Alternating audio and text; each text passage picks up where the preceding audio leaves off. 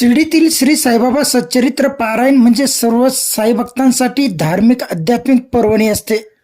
सालबादप्रमाणे यंदाही पवित्र श्रावण मास महिना प्रारंभ दिनी श्री साईबाबा संस्थान आणि नाट्य रसिक मंच तसेच शिर्डी ग्रामस्थ आयोजित श्री साईबाबा सच्चरित्र पारायणाला सुरुवात होणार आहे। दिनांक 25 जुलै रोजी पारायणाला सुरुवात होणार असल्याने या मंगलमय आणि आध्यात्मिक सोहळ्यात मोठ्या संख्येने सहभागी व्हावे असे आवाहन शिवसेना जिल्हा प्रमुख कमलाकर कोते यांनी केले आहे।